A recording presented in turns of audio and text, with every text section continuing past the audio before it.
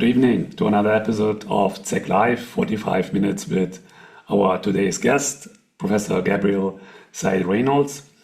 Professor Reynolds is Jerome, Crowley, and Rosaleen Crowley Professor of Theology at the University of Notre. His scholarship focuses on Quranic studies, the origins of Islam, and Muslim-Christian relations, and he is the author of several very important and influential books. To name only a few: The Qu'ran and the Bible with Yale University Press in 2018, and Allah, God in the Quran, also with Yale University Press in 2020, and your most recent book, Christianity and the Quran, also with Yale University Press in 2025. So I am grateful, dear Gabriel, that you have accepted the invitation to this interview and agreed to discuss your latest book with me. Thank you. Hello, Zishan. Thanks for the invitation. I'm very happy to be here. Yeah, it's an honor. I would like to welcome everyone who is joining us the first time.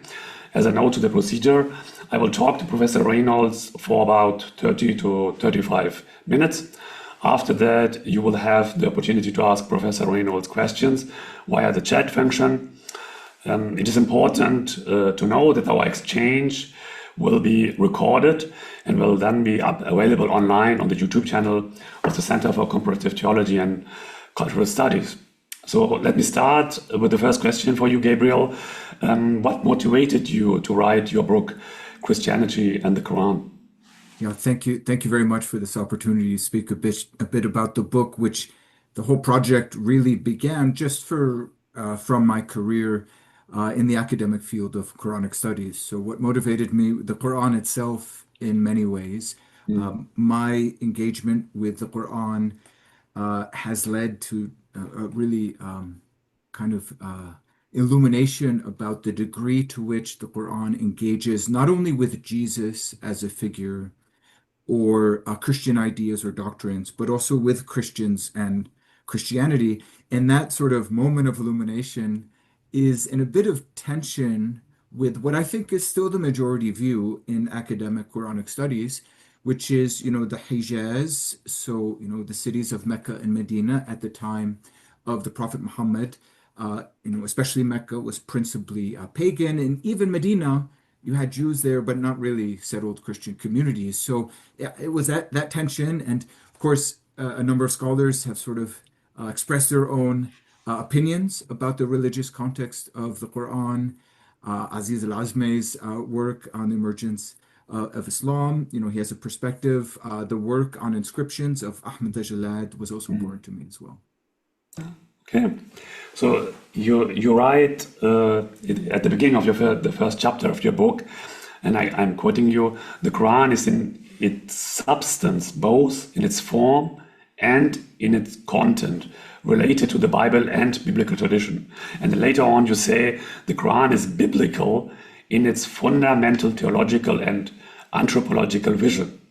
So what do you mean by this, that the Quran is biblical?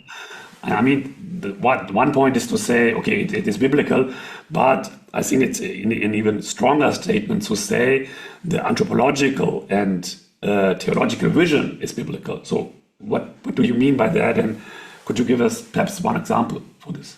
Yeah, great question. And that statement has a bit of ambiguity in it. It could be understood in different ways. So maybe I just begin with what do I not mean by that statement. So I do not mean that the Quran is sort of secretly Christian. I've uncovered its true Christian meaning. That may sound, ridiculous to many people, but there are a number of scholars, both in the classical Christian scholars in the classical and modern period, who have said something like that. That is not what I'm saying. What I'm saying in terms of content is that the fundamental vision of a merciful God who seeks to guide humans by sending them prophets, and that this sort of salvation history culminates in one definitive prophet, and the choice to accept or reject this definitive prophet has sort of immense consequences, not only in this life, are you on the team of the believers or the unbelievers, but also in terms of reward in paradise or punishment in hell. So that larger sort of vision of a salvation history is common between the biblical tradition generally, and then, of course, is central to the Quran. And then in terms of sort of form, I mean, there's a lot more that could be said about the anthropology. Obviously, Yeah, there are important distinctions to be made, and we could speak about that. But in yeah, terms of form, to me, it's important to note that not only in terms of its message about God and humanity, but in terms of the form, the Quran is meant to be recited, according to my understanding, its rhyme pattern, but also the literary structure of surahs, chapters of the Quran as units, the way they begin, the way they end, oftentimes seems to be shaped by a concern for public, presumably sort of ritual, maybe liturgical recitation. That's analogous to the reception of the Bible among both Jews and Christians. Just call to mind that in late antiquity, the life of the church, among other things, was shaped by the recitation of the Psalms, the biblical Psalms, the 150 Psalms from the Old Testament book. So, I mean, that's in broad outlines what I mean by kind of the biblical nature of the Quran. okay. So the biblical God and the God of the Quran, Allah, are the same. Could we say this? For me personally, as a Christian, it's Yeah, actually a really key question just to get to know me a bit better. yeah, So, for me personally, as a Christian, the answer is absolutely yes. I happen also to be a Catholic, and by my understanding of the Catholic Church's teaching, um, effectively, it has been clearly defined from the Catholic Church that the answer is yes. Muslims and Christians worship the same God. But uh, some people might say, "Well, it's impossible, Gabriel. You can't really, sort of take off your Catholic hat when you're mhm, doing scholarship." But yeah, at least my attempt in this book was just to sort of, work as an academic who's interested in the history of religion and the Quran as a literary text. So my approach in this book is not to sort of think through as a Catholic theological issues in the Quran at all. It was very much kind of the religion. I was trained in religious studies, not in mm, theology, mm, in the religious studies department. So it was this book is much more kind of religious studies, Gabriel. okay. You also write in your book, and I'm again quoting you, in this book I make the case that Christians were a significant part, perhaps the predominant part of the Quran's audience. And you state that Christians were more important than Jews to the Quran, and that this particular importance of Christians is evident in the way in which the Quran advances its message. So in your book, you never rule out that other religious groups were relevant to the Quranic discourse. You even discuss examples where Jewish groups and texts have direct significance for the Quran statements. But why do you nevertheless think that the Quran is in a way Christocentric? Yeah. Yeah, great question. So, and thanks. There's also a generous question because, yeah, I mean, I appreciate that you don't caricature the argument as totally ignoring Judaism. So, yeah, I'm grateful for that. But yes, that is also an accurate representation of my take. Mm, My reading is that the way in which the Quran engages with Jesus and addresses Christians is distinct and, in a sense, has almost more gravity or tension around it than the way it engages with Judaism. And just to give a couple of examples, maybe, which better mm, than me sort of speaking in an abstract way. mm, So, many listeners will know that when the Quran speaks of the miracles of Jesus, almost always, it mentions a miracle. Jesus raised the dead. Jesus brought a clay bird to life. Almost inevitably, it adds by God's permission. mm, That's very interesting. I'll circle back to that. yeah. Also, the Quran seems to be concerned in Al Imran, so the third surah of the Quran, Mm, with a particular Christian argument about the divinity of Christ, namely that he had no human father. And it not mm, only sort of anticipates that argument, but it also gives a response to that argument. Well, Adam also had no human okay. father. So both of those examples, it's really interesting to note or to think about what would be the social or cultural context in which the Quranic author would advance its descriptions of Jesus in this way. Why would the Quran be concerned with the miracles to Mm, say by God's permission? Now, many of the miracles, the two I mentioned especially, mm, raising the dead and Jesus creating or bringing to life a clay bird, are cited, and we know this from earlier texts, by Christians explicitly as arguments for his divinity. So God, for example, created Adam mm, or brought Adam to life by forming him from clay in Genesis, beginning of Genesis 2, and then breathing, as Jesus does with the clay bird, breathing into him the breath of life. And so the Quran, presumably, the author realizes this is an argument Christians are using. And in order to make our own case, mm, for this new community, that has to be dealt with. And mm, so you have this. This doesn't happen with Moses in the Quran. He does miracles. He mm, creates a snake from a staff, and something miraculous happens with his hand. But with Jesus, the Quran adds this argument. To me, that's a response to a context of competition with Christians, especially. One last thing. I'm probably going on too long already. mm, Something similar with the Adam bit as well, but also the way in which the Quran uses numerous turns of phrase from the New Testament.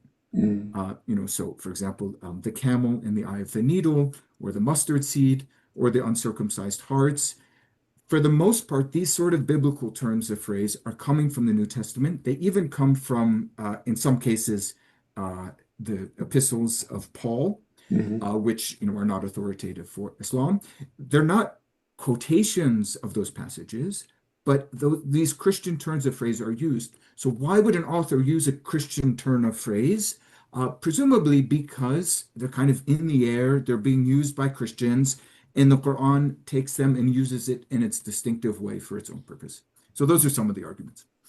So would you say so also in your book you acknowledge, as I already said, that there is also this does not mean that there is no engagement with Jewish Mhm, groups, mhm. but would you say that in quantity and in quality the engagement with Christian groups is uh, much more predominant than the engagement with Jewish groups, right? I think I would probably say in quality, Yeah. but maybe not in quantity, because of Okay. course in Al-Baqarah and other passages, there's long discussions Yeah. of the Israelites, engagement with the story of Sinai and the calf and these things. So, I don't deny that that's Yeah. evident, but the Yeah. nature or the quality of that engagement is different, Okay. in Okay. my opinion. Okay. And you write in the second chapter of your book that the Quran's principal use for Jesus is an argument maker. So what do you mean by that? That the Quran uses Jesus to make an argument? Yeah, thank you. So, I mean, that's kind of one of those difficult moments because it's not it's not something that really advances interreligious dialogue to put things in that way. And in dialogue settings, and I do care about dialogue, that wouldn't be the first, it's kind of the first thing to say about Mm, Jesus in mm, the Quran. And in dialogue settings, often, for example, Christians and Muslims will emphasize what is common. And of mm, course, there are common teachings, mm, the virgin birth, the miracles, the call for righteous action. So those are there.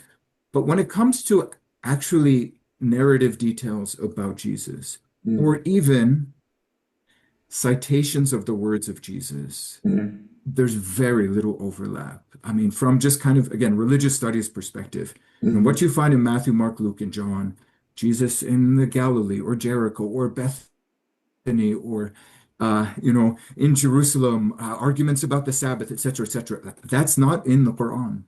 And mm, the things yeah. that are in the Quran, I mean, his statements in the Quran, I think without exception, are not found, and maybe, he does say, God is my Lord and your Lord. There's that statement found in the Quran, I think in two different places. So that's a little bit close. Maybe you could say that's an exception, but almost nothing he says in the Quran is found in the Gospels.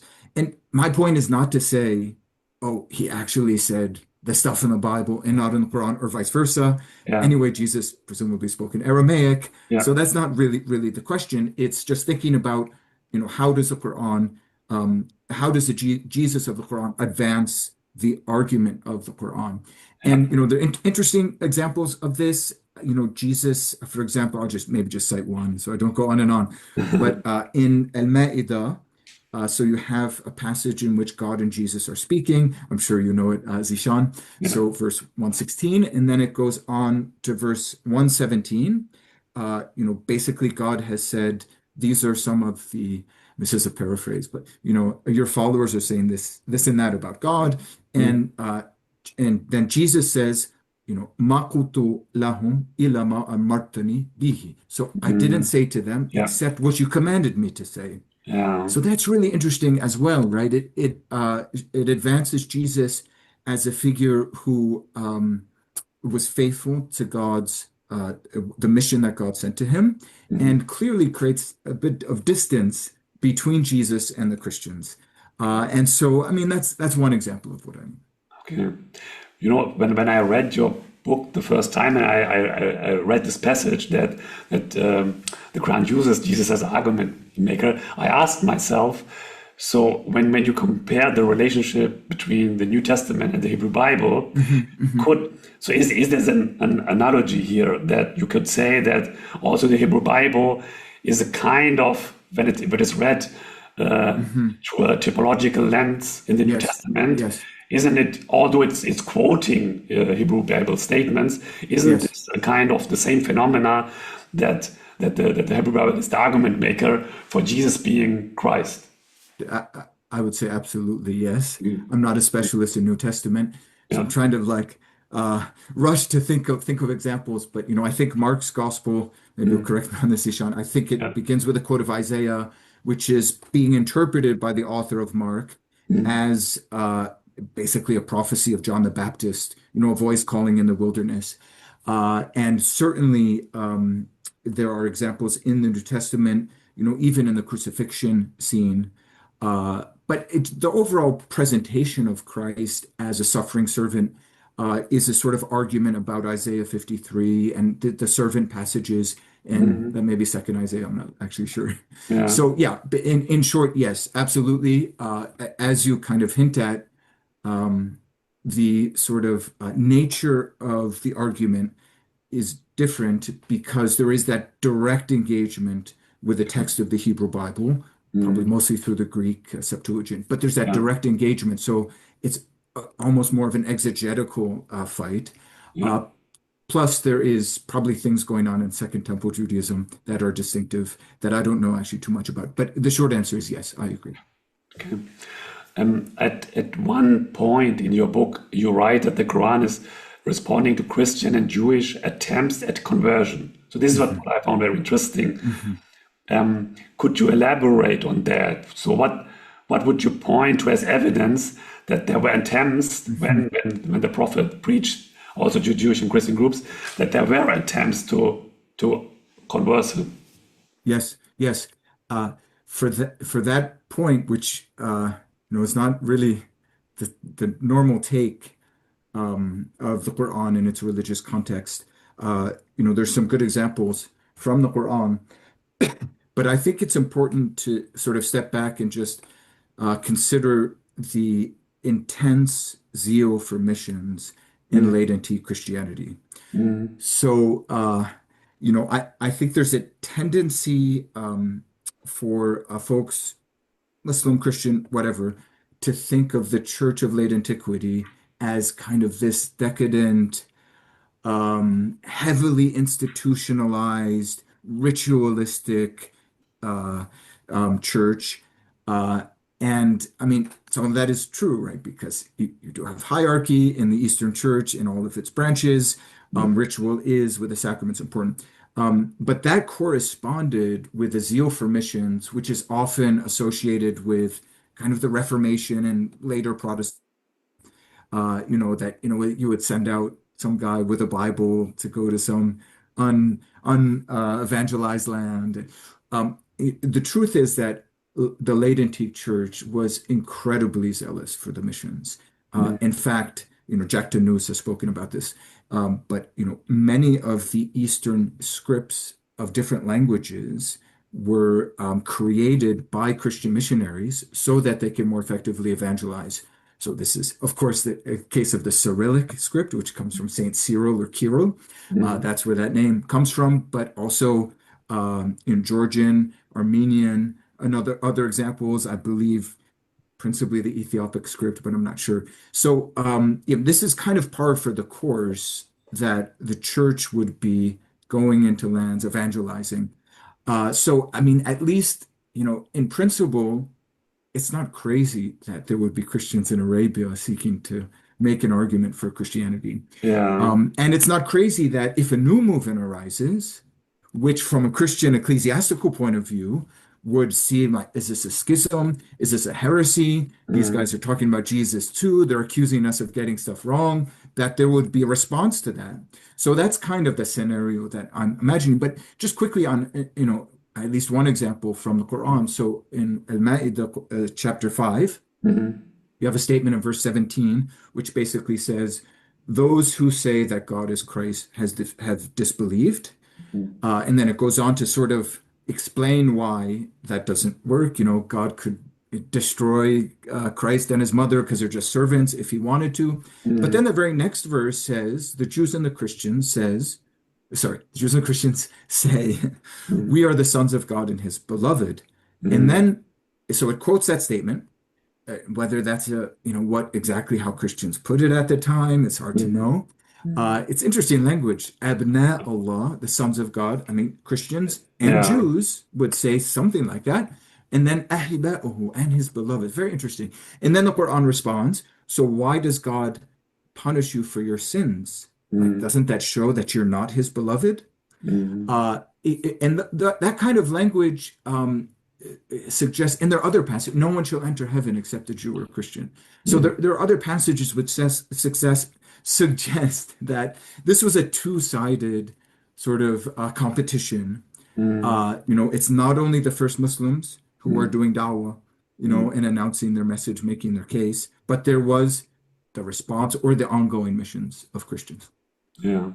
Would you say that verses like Surah Al-Ma'idah, verses 17 and 18, they are, I know this is, I don't know, this is a term which is very much discussed in the context of theology of religions. But would you say these kind of verses are supersessionistic? Yeah? This is a kind of triumphalism to say you are not the beloved sons of God, but we are.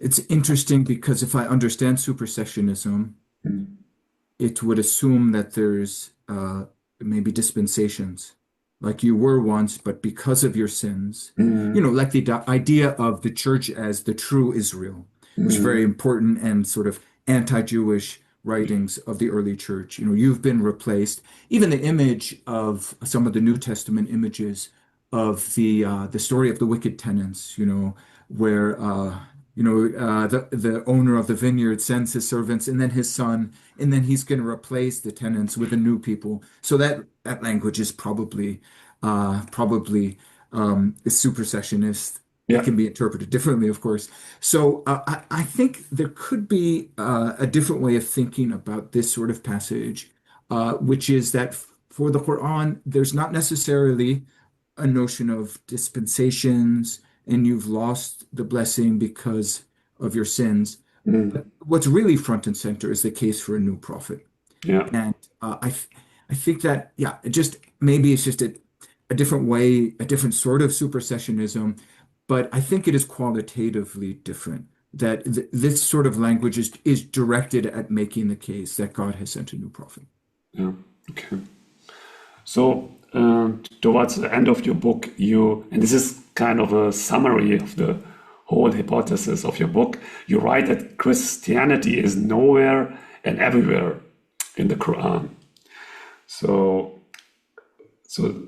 could you also explain this a bit in what sense it is everywhere and nowhere in the Quran? Yes.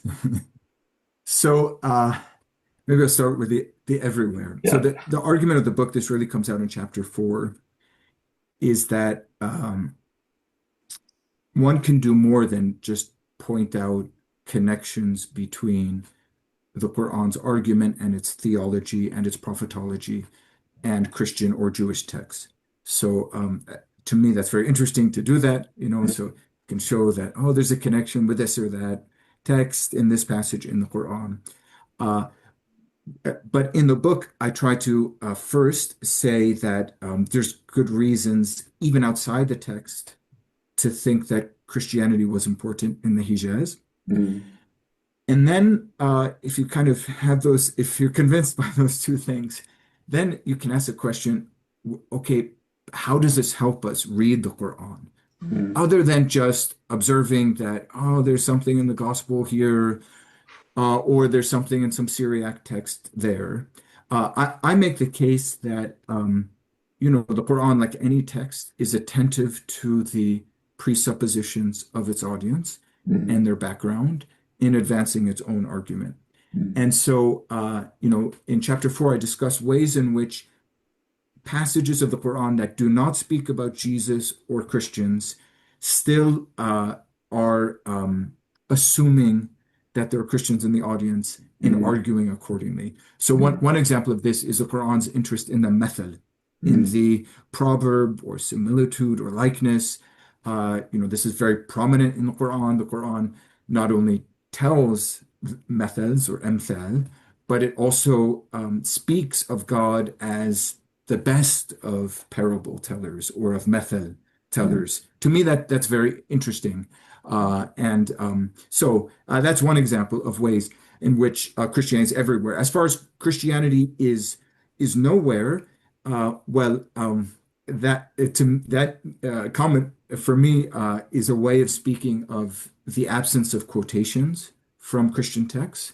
Mm. I don't think there's anything that a single quotation, as I would define quotation, of Okay. any Christian text in Yeah. the Quran. Famously, one example would be the bit that refers to the Psalms in, I think, Quran 21, which we speak Yeah. about. An easy answer for the absence of quotations is that there's no Arabic Bible at the time, which I think there was not an Arabic Bible yet. I mean, yeah, that's that enigmatic statement. That's what was on my mind. Okay. So a follow-up question to this, because you said there are no direct quotations in the Quran, but the very few quotations which we have, which are explicit, so they have all the form katabna ala and then fi zabur, fi Torat, Yes. and very famously this one quotation from the Mishnah. So About whoever kills yes, one person or one soul. yes, yes. So I mean, these are very explicit quotations. So there are naming now where these things are written in the Psalm and so on and so on. So wouldn't you say that someone could argue that we haven't? So of course there was no Arabic Bible, but one reason that we have no quotations, this could be a kind of intentional. This could be intentional to not systematically quote Yes. these scriptures. I So think that's although very there was no, sorry, although there was no Arabic Bible, but probably it would have been possible to translate parts in Arabic spontaneously or yes, spontaneously. So yeah, so what would you do with this? yeah, I think that's a very good point, and certainly there's reason to reflect on the two examples. So I think it's a Quran 21 where it's Yeah. we have written in the Zabur. Mm. Whether Zabur is Psalms, I actually Okay. think is could be discussed. Yeah. But we have after the mentioning the dhikr, which is interesting. What does dhikr mean there? Yeah. The earth, basically, the earth will be inherited by my righteous servants. And then in Quran 5, after the Cain and Abel story, you have that famous thing, which is connected to the Mishnah about whoever kills one soul, it's like he's killed everyone. Yeah. And you're right, it says kataba in both cases. Yeah. So, and certainly, so if we can imagine what the Arabic speaking church was, Mm. or how it operated, there were definitely spontaneous translations. So Yeah. even if we set aside for argument's sake whether there were settled Christian communities in the Hijaz, in Mm, Mecca and Medina, and we just look at how Arabic-speaking Christians operated in places where no one doubts there were Arabic-speaking Christians. mm, So, further north, basically the northern part of what is now Saudi Arabia, so Dumat Jandal, and then up where the Arabic speakers, in Palestine and what is today Jordan, or south, down in Yemen. It's pretty clear that those communities, Philip Fornes has worked on this a bit, but also Jack Tanous. It's pretty clear that in those communities, there were spontaneous. So the liturgy would have been conducted mm, in Greek, but usually in Syriac or Aramaic. But mhm. then one expects the homilies would have been done in Arabic. So Yeah. the khutbah or the waza would have been done in Arabic. So they would have been spontaneously translating so that people could understand. I mean, think of Yeah. the Latin church, right? So Latin church, something like this happened. Usually, you would read scripture in Latin, in the Mm, Vulgate, and then you would speak about it in the language of the people. So yeah, there's certainly a possibility, and it could be meaningful, of course, or it could be intentional and thoughtful that there's not quotations. And of course, mm, it's difficult to quote in a text which is rhymed and is meant to be mhm, artistic. mhm. So, you can't really have a literal quotation of these prose texts from the New Testament, for example. That's another sort of item for reflection. So at the end of your book, you summarize your main argument by saying that the point about the Quran's engagement with Christianity is that it is fundamentally a polemical engagement. And so you are stressing that it is fundamentally a Mhm. polemical Mhm. engagement. How how would you argue for this conclusion that it's fundamentally polemical? So if you don't mind, Zishan, I'd like to put on my theologian's hat Yeah, for a second, and just say that it's important to do triage yeah, between sort of philological, academic, historical studies and mm, then theology. Just to remind folks that theology is more, for Muslims or Christians or Jews, mm, theology is more than a literal rendering of the text, mm, right? Muslims and Christians alike would say that theology involves both faith and reason. It involves, both aql and naql, you might say in Arabic, so the intellect, which involves observations about the human person that you might get from psychology, or I know you know all this, in more detail than I do. But the aql part would mean observing the human person, the conscience, thinking philosophically, what is goodness, what is justice, all these mm, things theologians do. mm, So this is not a theological comment about, the Quran is can only be a polemical book for believers. What a believer mm. does with the text is fundamentally different. It's really a historical comment. Oh Yeah. yeah, take off the hat for a second. You might want to push back on that or comment. I don't know before I No, say no, I something more. agree. I agree with Raz's point. Yeah. So, similarly with the New Testament, just so it's clear that, I'm not sort of picking on the Quran, folks will note the rhetoric of the New Testament about the Jews, famously, I think, in the Gospel of Matthew, let the blood be Mm, upon us and upon our ancestors, mm, and speak of, historically the problematic nature of that sort of comment, which doesn't distinguish between good Jews and bad Jews or things like that, right? So it universalizes and could sow the seeds for anti-Semitism. And then a Christian theologian would say, no, no, but we read that passage in light of God's love for the entire world in John 3:16 and other passages. We don't read it by itself. mm, Christ taught us to love everyone. So you mm. have a historian making a valid comment and the theologian also making a valid comment. So Yeah. anyway, sorry, I don't want this to turn into a lecture about Yeah. theology or history. So, I think historically speaking, we have to keep in mind that the extraordinary nature of the emergence of Islam in its Mm, historical context. yeah. Effectively, Jews and Christians alike agreed that there's no more prophecy. Mm, unless like for Christians, prophecy sort of as a gift as a gift of baptism within the church, and in that context, prophecy just means proclaiming the gospel. Mm, That's what Paul means when he speaks of prophecy. He doesn't mean coming up with a new message with different ideas about Christ.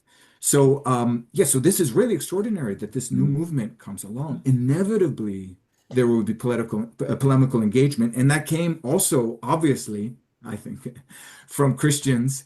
The Quran is worried about people falling back on their earlier faith, their earlier religion, going backwards. Another way of putting this is the Quran needed to make space for its new community within this tense sort of religious marketplace. mm. Yeah. Okay. So I am watching at the chat. There are no questions, but this is good for me because I can ask you further questions, and if there are any, I will quote them. So when I finished reading your book, so what came into my mind that there is probably a similar line of development in the history of scholarship with regard to the historical Jesus. So for a long time within the Christian tradition and in the historical Jesus research, the Jewish identity of Jesus was ignored or even suppressed. Would you say that with regard to your argument, this could be a kind of parallel to your statement that the Quran is biblical, but Muslims, as theologians, It's very interesting. would tend to say or would have the tendency to suppress this element of their own tradition? On the first point about the Jewishness of Jesus, I'm sort of an outsider, but like you, I'm in a theology department, so there are folks around who work on historical Jesus research.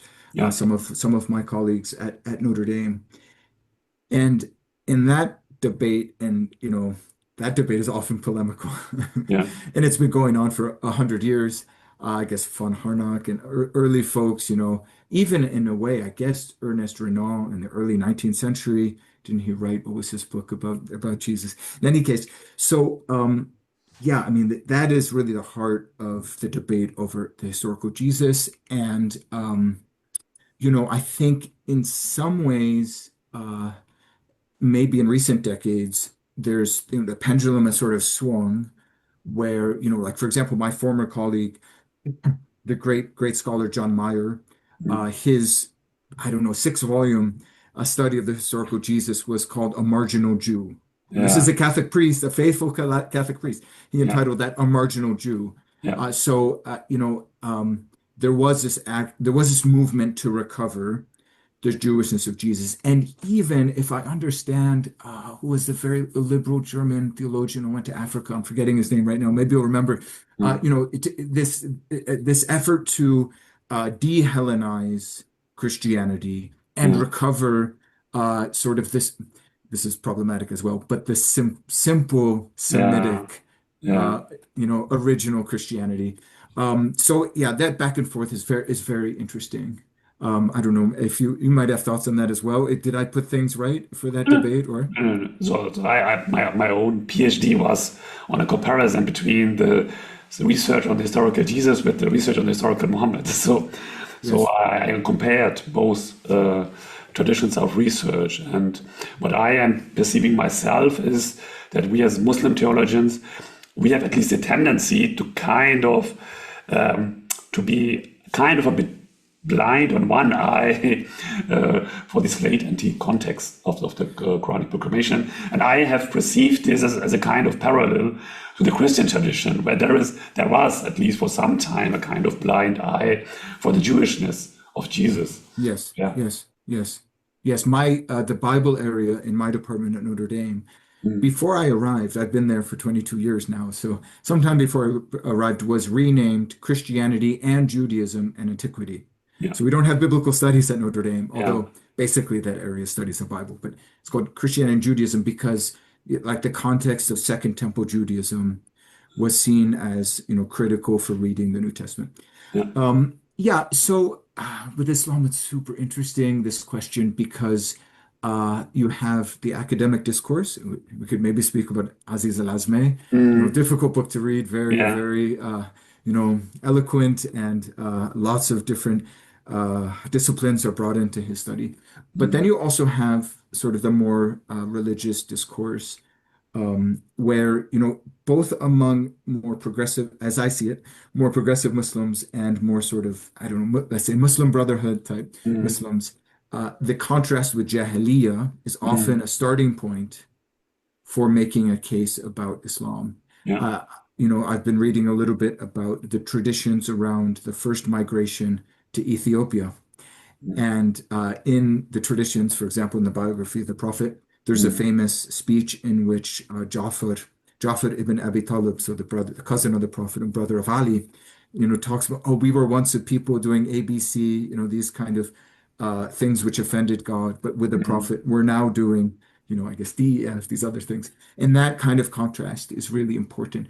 So, yeah, one last comment, and then I'll shut up about this. But there are really interesting things to find by studying what's going on in the world of late antiquity. So looking at, just say, 4th, 5th, 6th, 7th centuries, both by looking at the inscriptions, the work that Ahmed Jalad, Haytham Sidki, and others have done, and looking at what is a Christian and Jewish literature from that time.